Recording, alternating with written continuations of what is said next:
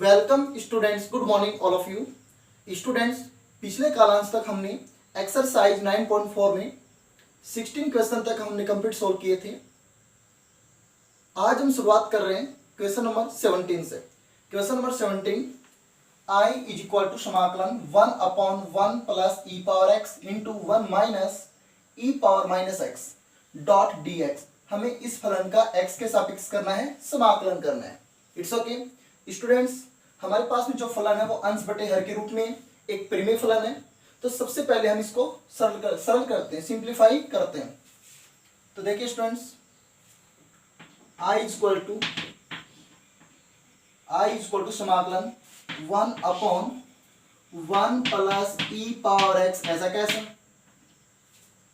1 minus e power minus x को हम लिख सकते हैं 1/e power x, 1/e power x लिख सकते हैं। क्यों? क्योंकि हम e पावर माइनस एक्स को हम e power x plus x बनाना चाहते हैं। तो क्या करेंगे, e पावर माइनस एक्स को हम लिखेंगे 1/e पावर एक्स। ठीक है, अब देखिए स्टूडेंट्स, इसका लघुत्तम आएगा तो क्या होगा, e पावर एक्स लघुत्तम आएगा। वो e पावर एक्स 1 से मल्टीप्लाई होगा, 1 से गुणा होगा, और गुणा होने के बाद जो e पावर एक्स है वो अंश वाले मान से गुणा हो जाएगा। तो क्या होगा अगली स्टेप में, e power x upon 1 plus e power x, एक ही बात है, इसको हम लिख सकते हैं e पावर एक्स प्लस 1। यहां से क्या आएगा, e power x minus 1 dot d x. Students very very simple.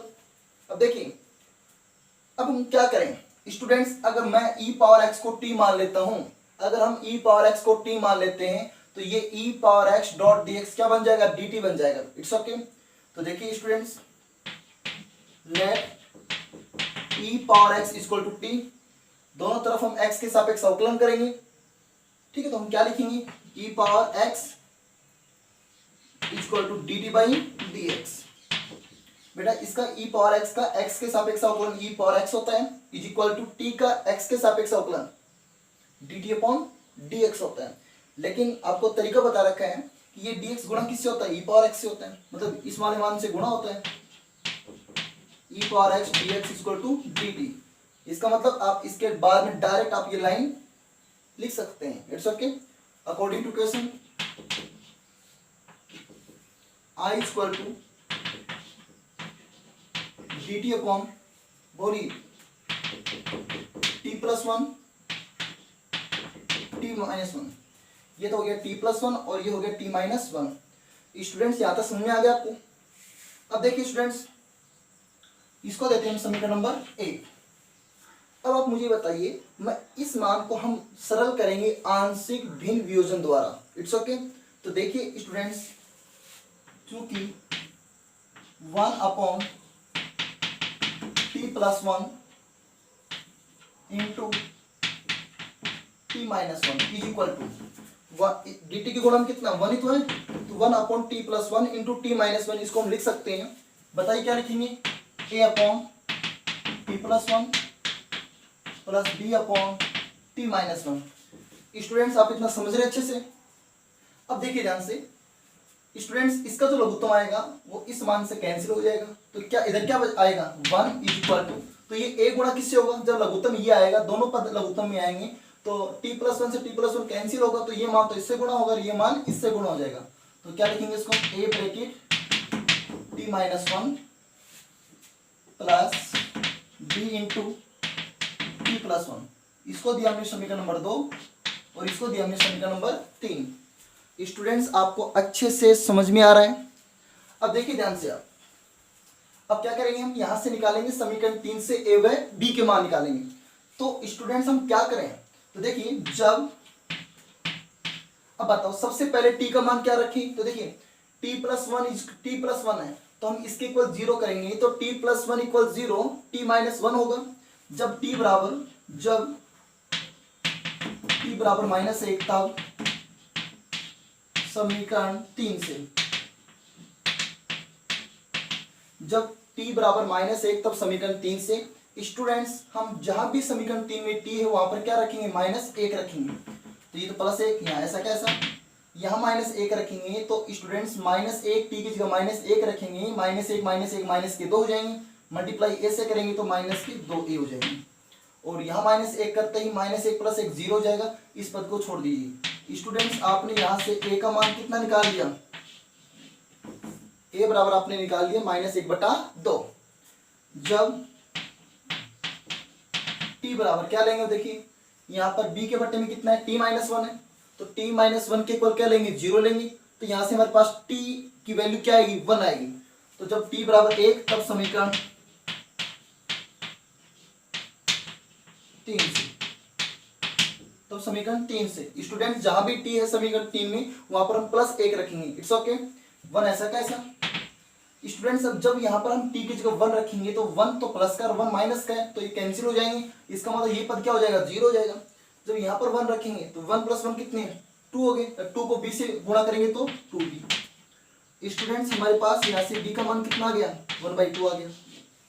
समझ गए इतना अच्छे से, इतना क्लियर है, आप राइट कर लीजिए। अब क्या लिखेंगे हम, प्रश्नानुसार।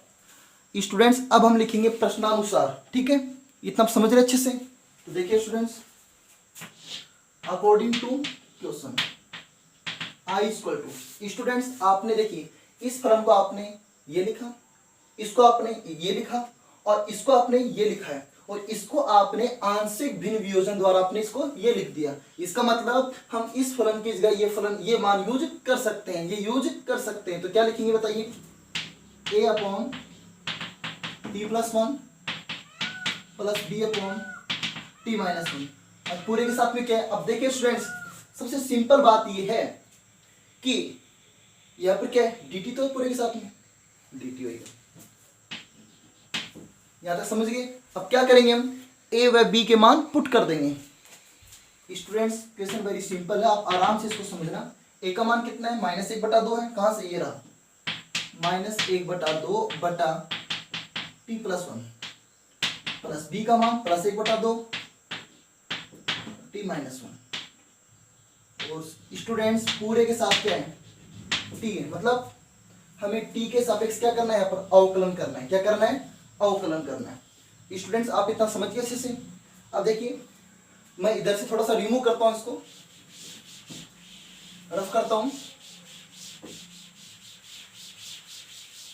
स्टूडेंट्स आप मेरे को ध्यान से बताना, i = अब देखिए यहाँ पर दो पद है, पहला पद दूसरा पद, इन दोनों पदों का t के सापेक्ष का समाकलन है। तो देखिए -1/2 एक अचर पद है, इसको मैं बाहर ले लेता हूँ, -1/2। तो स्टूडेंट्स इसके गुणा में कितना, 1 है, तो बचा हुआ पद कितना है, 1/t+1। तो 1/t+1 का t के सापेक्ष समाकलन मैंने आपको बताया था, log mod t+1। स्टूडेंट्स समझ में आ गया था, काफी टाइम बाद ऐसा हो गया है, प्लस 1/2। और अगला क्या होगा, log mod, बोलिए t-1, वेरी गुड, और ये प्लस c। समझ गए इतना। देखिए स्टूडेंट्स यहां से इस पद में से कॉमन कितना आ रहा है, 1/2 आ रहा है, और यहाँ पर log की आइडेंटिटी बन रही है। तो यहां से दोनों पदों से मैं 1/2 प्लस का कॉमन ले लेता हूं। तो पहले यहाँ क्या बच गया, log mod t-1, फिर यहाँ माइनस आ गया, log mod t+1 और प्लस में c। स्टूडेंट्स आप इतना समझ गए, और ये ब्रैकेट मैंने यहाँ पर क्लोज कर दिया। स्टूडेंट्स i = 1/2, यहाँ पर log a minus log b की आइडेंटिटी लग रही है, सर्वसमीका लग रही है। तो इसका फॉर्मूला क्या होता है, log a/b। a का काम कौन कर रहा है, t-1, और b का काम कौन कर रहा है, t+1, और ये हो गया प्लस में c। स्टूडेंट्स ये हमने कर लिया इसका समाकलन, लेकिन हमने t को क्या लेट किया था, हमने t को क्या माना था, तो i = 1/2, ऐसा कैसा, log mod। स्टूडेंट्स t का मान क्या था, e⁻x -1/e⁻x+1, और ये प्लस c। ये हो गया स्टूडेंट्स आपका दिए गए फलन का x के सापेक्ष क्या समाकलन। स्टूडेंट्स आप अच्छे से समझ गए होंगे, आप इसको राइट कर लीजिए। वेरी सिंपल क्वेश्चन है, वेरी इंपॉर्टेंट क्वेश्चन भी है, प्लीज राइट।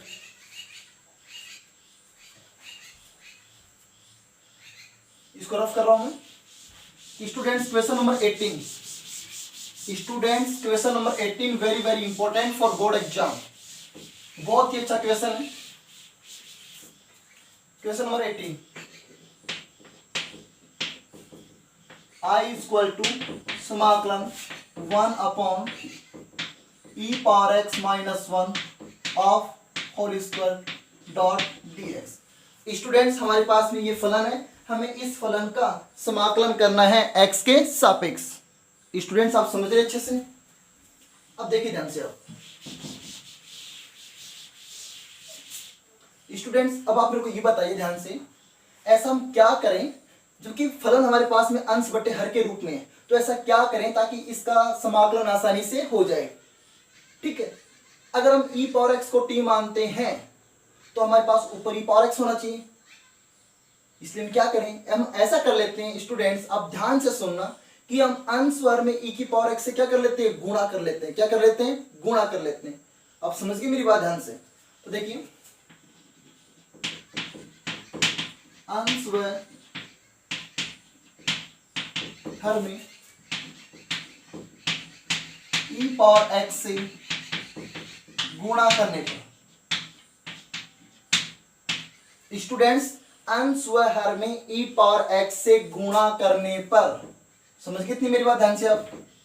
तो देखिए i इज इक्वल टू, अंश में तो हमने e पावर x से गुणा ये कर दिया, बटे में e पावर x, और इनटू में पहले से क्या है, e पावर x माइनस 1 का होल स्क्वायर। स्टूडेंट्स आप इतना समझ गए? अब हम क्या कर लेते हैं, e पावर x माइनस 1 को t मान लेते हैं। क्यों? e पावर x का अवकलन तो e पावर x होता है, 1 का अवकलन कितना, 0, तो इस 1 का कोई फर्क तो पड़ नहीं रहा यहाँ पर। तो देखिए माना e पावर x माइनस 1 बराबर हमने क्या मान लिया, t मान लिया। अब दोनों पक्षों का x के सापेक्ष अवकलन करते हैं, तो मैंने आपको तरीका बताया था, पूरा लिखने की जरूरत नहीं है। e पावर x का अवकलन e पावर x, इसका क्या हो जाएगा, 0, छोड़िए, यहाँ क्या लगा देंगे dx, और यहाँ क्या लगा देंगे dt। समझ गए ना ध्यान से? बेटा इसका अवकलन तो e पावर x ही था, और इसका अवकलन था dt बाई dx, dx इस पद से गुणा होगा नहीं होगा? ठीक है, तो आपको बीच और पद लिखने की जरूरत नहीं है। स्टूडेंट्स आप समझ रहे हैं मेरी बात ध्यान से? तो देखिए according to question i equal to, ये तो हो गया dt। स्टूडेंट्स यहाँ e की पावर x का मान निकाल लेते हैं। e पावर x का मान यहां से निकालेंगे तो क्या होगा, t, और माइनस 1 उधर गया तो t प्लस 1, t प्लस 1, और इसको हमने t माना था तो ये t स्क्वायर हो गया। स्टूडेंट्स आप समझ रहे मेरी बात अच्छे से? इसको दिया हमने समीकरण नंबर 1, इसको दिया हम समीकरण नंबर 2। अब इसको हम आंशिक भिन्न वियोजन द्वारा इसको तोड़ लेते हैं। ठीक है स्टूडेंट्स, तो देखिए चूंकि 1 upon t square into T plus 1, students इसको हम क्या लिख सकते हैं, a upon T plus b upon जितनी पावर है t की उतनी complete power, plus c upon T plus 1। Students आप समझ रहे हैं इस क्वेश्चन को अच्छे से? बहुत ही इंपॉर्टेंट क्वेश्चन है। इतना हो गया ध्यान से? अब देखिए स्टूडेंट्स आप मेरी बात ध्यान से सुनना, इसको दिया हमने समीकरण नंबर 3। अब इसको हल कर लेते हैं। बेटा इसका जो लघुत्तम आएगा वो इससे कैंसिल होगा, तो यहां तो कितना आएगा, बचेगा 1 इक्वल टू, अब बताओ इसका लघुत्तम में कितने पद आएंगे, 2 पद आएंगे, ये और ये लघुत्तम आएगा। इस तीनों पदों का लघुत्तम ये 2 ही पद आएंगे। समझ गए ना ध्यान से आप? तो t का भाग किस में लगेगा, t स्क्वायर में, तो t बचेगा ना। तो ये जो पद होगा किससे गुणा होगा, एक तो t से गुणा होगा और एक होगा t प्लस 1 से गुणा, प्लस b, ये पद कैंसिल होगा तो सिर्फ क्या बचेगा, t प्लस 1 और प्लस c। जब t प्लस 1 कैंसिल होगा उस लघुत्तम में से तो सिर्फ क्या बचेगा, t स्क्वायर। इसको दिया समीकरण नंबर 4। स्टूडेंट्स सब समझ रहे हैं ना? इसका लघुत्तम हम लेंगे, जो लघुत्तम हल करने के बाद में जो लघुत्तम आएगा, लघुत्तम हल करने के बाद जो मान आएगा वो मान इससे कैंसिल होगा, ये मान अपने पास में आएगा नहीं आएगा? स्टूडेंट्स आप इतना समझे नहीं समझे? अब वही तरीका है, हम एबीसी के मान यहां से मान निकालेंगे तो क्या लिखेंगे, जब t बराबर, अब देखिए स्टूडेंट्स यहाँ a के बटे में क्या t है, तो a के बटे में जो चर पद होता है उसके बराबर 0 लेते हैं, तो इसके बराबर 0 लेंगे तो t बराबर 0, तो जब t बराबर 0 तब समीकरण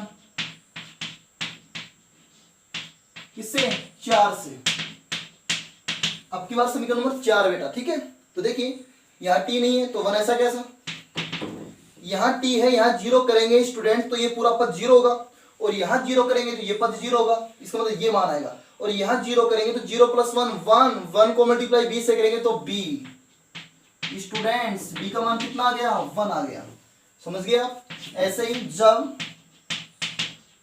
t बराबर, स्टूडेंट्स अब t बराबर देखिए b के बट्टे में क्या t² है, तो जब t² बराबर 0 करेंगे तो t का मान वापस 0 आएगा। और आपने पहले से t बराबर 0 करके मान आपने b का निकाल लिया, तो वापस b का मान निकालने की आपको जरूरत नहीं है। इसलिए क्या देखते हैं? तीसरा पद देखते हैं, t + 1। तो जब t + 1 के इक्वल 0 करेंगे तो स्टूडेंट्स t का मान कितना आएगा? -1 आएगा। तब समीकरण 4 से स्टूडेंट समीकरण 4 से समीकरण 4 में t का मान -1 रखेंगे तो क्या आएगा? देखिए समीकरण 4 ही आपके पास, यहाँ कोई t नहीं है, 1 है, तो 1 इज कांस्टेंट। ऐसा कैसे? स्टूडेंट्स t की जगह -1 रख रहे हैं, देखो यहाँ पर -1 रखेंगे कोई फर्क नहीं पड़ेगा, लेकिन यहाँ -1 रखेंगे तो -1 + 1 0 होगा, तो ये पद क्या हो जाएगा? 0 हो जाएगा, छोड़ दीजिए इसको। ऐसे स्टूडेंट्स यहाँ -1 रखेंगे तो -1 + 1 ये पद भी 0 हो जाएगा। और यहाँ -1 रखेंगे तो -1 का स्क्वायर + 1, 1 को मल्टीप्लाई करेंगे c से, तो स्टूडेंट्स यहाँ से हमारे पास c का मान कितना आ गया? 1 आ गया। स्टूडेंट्स आप समझ रहे अच्छे से? ऐसे हम निकाल लेते हैं जब, अब देखिए अब आपको मान किसका चाहिए? आपने b का मान निकाल लिया, आपने c का मान निकाल लिया। स्टूडेंट्स आपको मान किसका चाहिए? आपको मान चाहिए स्टूडेंट्स a का। किसका मान चाहिए? a का मान चाहिए। और मैंने आपको कहा था ना, ऐसी कंडीशन में हम क्या करते हैं? गुणांक लेते हैं। तो सबसे बेस्ट रहेगा x² का गुणांक। तो देखिए स्टूडेंट्स, x² का गुणांक लेने पर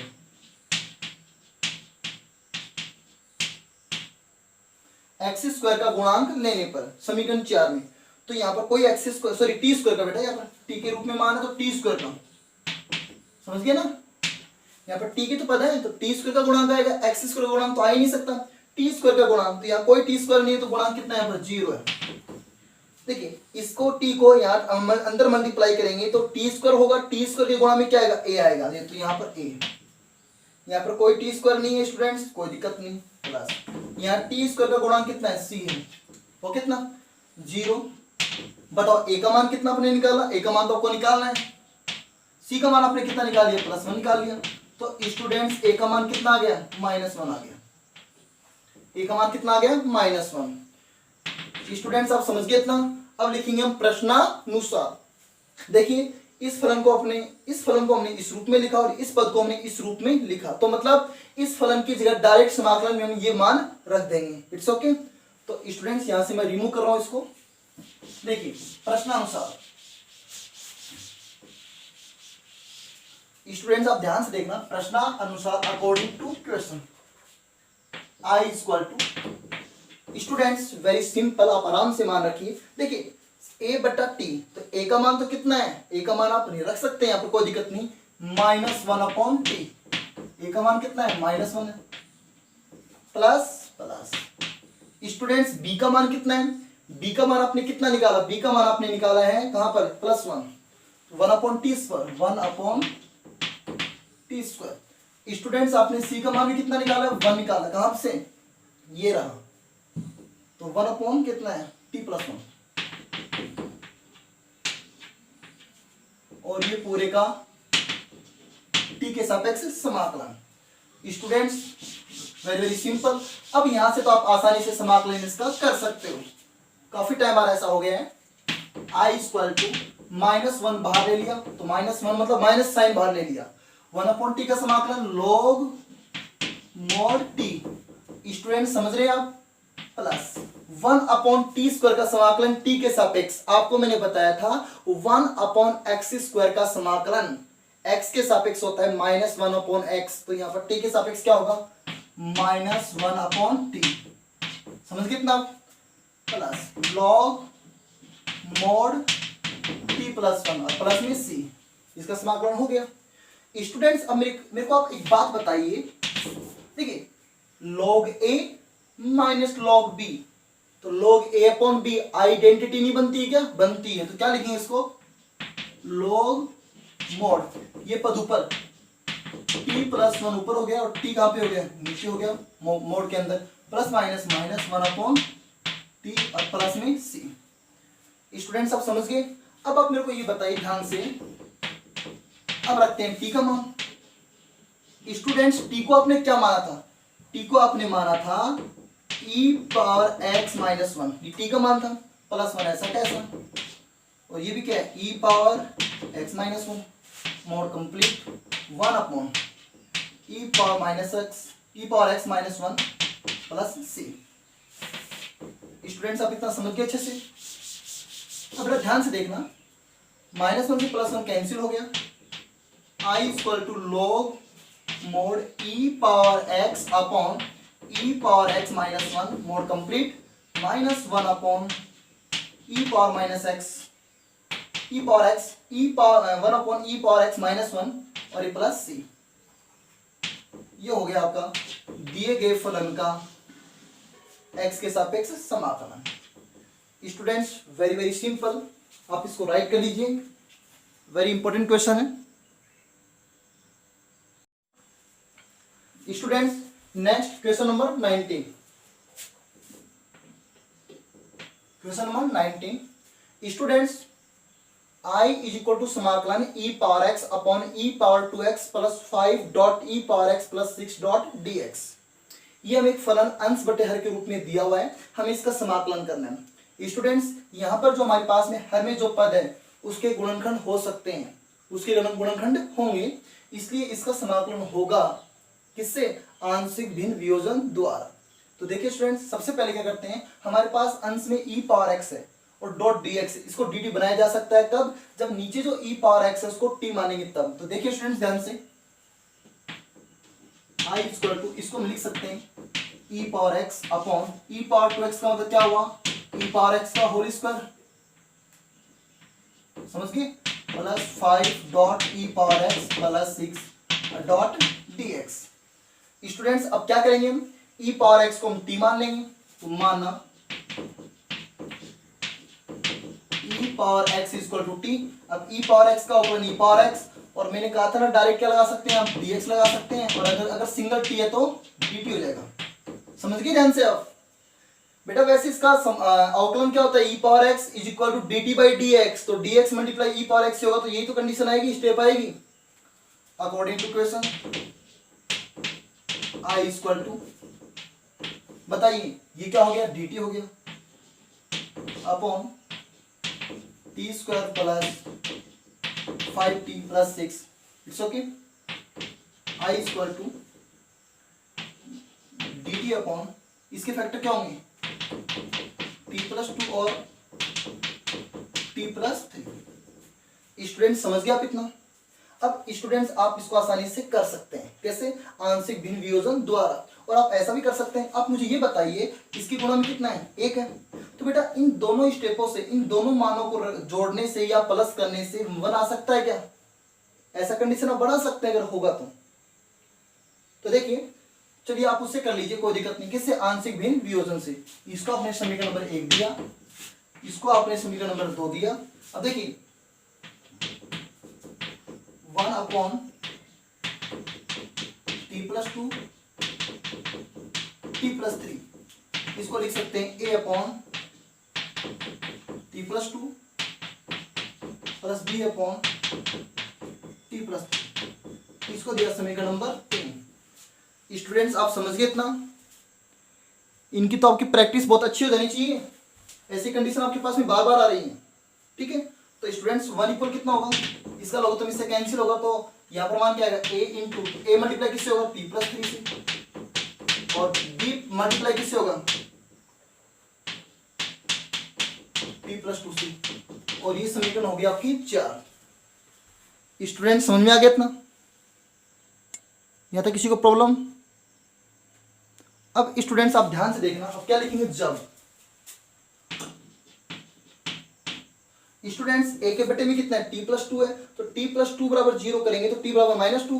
जब t बराबर माइनस 2, तब समीकरण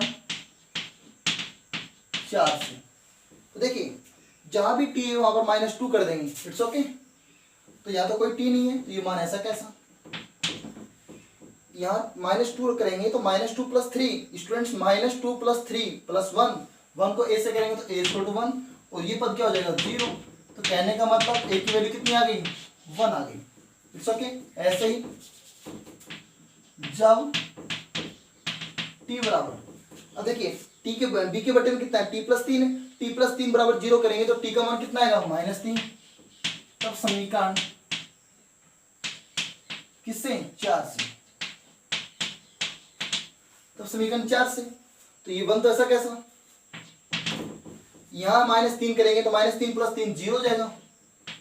और स्टूडेंट्स आप ध्यान से देखना, यहां -3 रखेंगे हम तो -3 प्लस 2 -1 को b से करेंगे तो -b, तो यहां पर हो जाएगा -b। समझ गए आप। तो b का मान कितना आ गया -1 आ गया।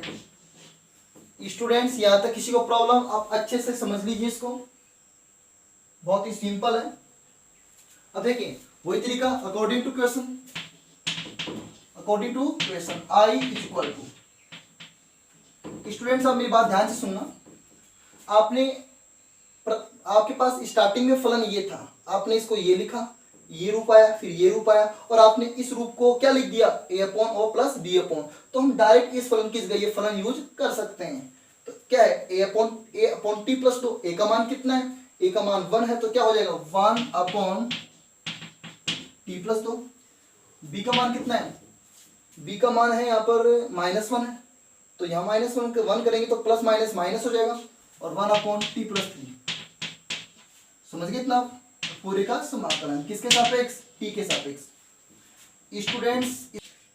स्टूडेंट्स अब देखिए ध्यान से, इसके आगे क्या होगा I इक्वल टू, इसका समाकलन बहुत सिंपल है, log mod t plus 2 minus log mod t plus 3 और प्लस में कितना है c है। स्टूडेंट्स इसको हम log a minus log b को हम लिख सकते हैं log t plus 2 upon t plus 3 plus में c। इतना हो गया log की कंडीशन से। तो स्टूडेंट्स I इक्वल टू क्या होगा, I इक्वल टू होगा log mod, बताइए t का मान कितना है e की power x plus 2 upon e power x plus 3 mode close और ये प्लस में c। ये हो गया स्टूडेंट्स दिए गए फलन का x के सापेक्ष समाकलन। स्टूडेंट्स आप अच्छे से समझ गए, please write. Students next question number 20।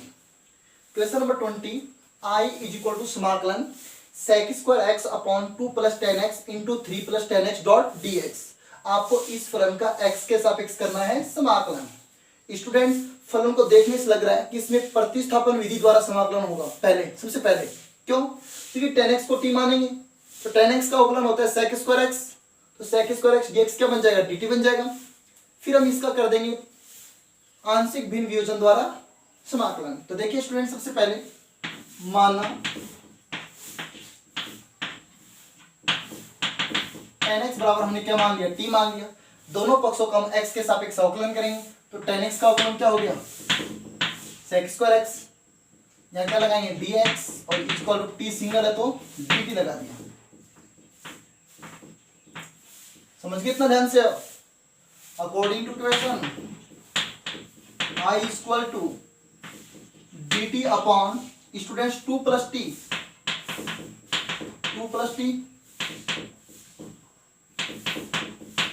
और ये हो गया 3 प्लस t। समझ गए इतना। अब देखिए इसको हमने दिया समीकरण नंबर 1 और इसको हमने दिया समीकरण नंबर 2। अब इसका हम आंशिक भिन्न वियोजन द्वारा इसका समाकलन कैसे लिखेंगे, इसका मान कैसे लिखेंगे, तो 1 अपॉन 2 प्लस टी इसको लिख सकते हैं हम t प्लस 2 एक ही बात है, इट्स ओके। और ये हो गया t plus 3 is equal to, बताइए स्टूडेंट्स क्या लिखेंगे हम a upon t plus 2 plus b upon t plus 3, इसको दिया समीकरण नंबर 3। और वही तरीका इसका लघुत्तम लेंगे, उसके लघुत्तम से मान कैंसिल होगा तो क्या मान आएगा दोनों तरफ, इधर तो 1 आएगा और इधर क्या हो जाएगा a into T plus 3 b into T plus 2। ये समीकरण नंबर 3। समीकरण नंबर 4 है बेटा, 3 पहले से हमारे पास बन गई है। और वही तरीका जब टी बराबर क्या रखेंगे, यहाँ से माइनस का तो रखेंगे, तब समीकरण किससे, 4 से। जब इसके बराबर 0 लेंगे तो टी का मान -2 आएगा, तो समीकरण 4 से जहां भी टी है समीकरण 4 में वहां पर -2 रखेंगे। 1 तो अचर पद, ऐसा कैसे, यह -2 रखेंगे तो -2 + 3 1, तो ये a का मान 1 आ गया, ये पद क्या हो गया, 0 हो गया। तो स्टूडेंट्स आपने यहाँ से a का मान कितना निकाल लिया, 1 निकाल लिया। It's okay. ऐसे ही जब t बराबर कितना रखेंगे, -3 रखेंगे, तब समीकरण किससे, 4 से। तो समीकरण 4 में जहां भी t है वहां पर -3 रखेंगे, तो यह 1 तो एक अचर पद है, 1 ऐसा कैसा, यहाँ -3 रखेंगे तो ये पद 0 हो जाएगा, ये पद पूरा 0 हो जाएगा। और यहाँ -3 रखेंगे स्टूडेंट्स, तो -3 + 2 -1 मल्टीप्लाई b से करेंगे तो -b, तो यहाँ से आपके पास में b का मान कितना आ गया, -1 आ गया। यहाँ से आपके पास b का मान कितना आ गया, -1 आ गया।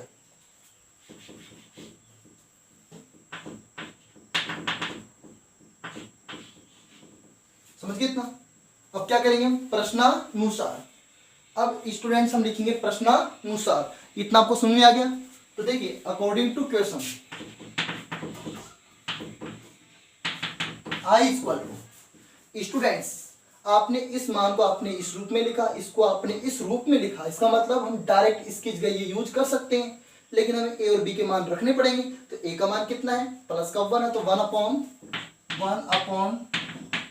t + 2, और b का मान कितना है, -1 है, b का मान कितना है, -1, तो -1 यहाँ रखेंगे तो प्लस माइनस माइनस, तो यहाँ पर हम प्लस की जगह क्या कर देते हैं, -1/t + डॉट dt। स्टूडेंट्स अच्छे से समझ में आ गया होगा। आई इक्वल टू, बताइए इसका राइट समाकलन क्या होगा, log mod t + 2 minus log mod t + 3 और प्लस में c। स्टूडेंट्स यहाँ पर log की सर्वसमीका है, log की आइडेंटिटीज है, log a minus log b। इसको हम लिख सकते हैं क्या, i = log mod t + 2 तो ऊपर आएगा, और स्टूडेंट्स t + 3 नीचे आएगा, और प्लस में c। अब क्या करेंगे हम, t का मान रख देंगे। स्टूडेंट्स t का मान क्या था आपके पास, t का मान आपके पास था 10x, तो जहां भी t है वहां पर रख देंगे 10x + 2 अपॉन 10x + 3, और ये प्लस में c। ये हो गया स्टूडेंट्स आपका दिए गए फलन का x के सापेक्ष समाकलन। स्टूडेंट्स आपको अच्छे से समझ में आ गया, इसको राइट कर लीजिए, और नेक्स्ट क्वेश्चन हम करते हैं अगले कालांश में। तब तक के लिए थैंक्स, आप पढ़ते रहिए।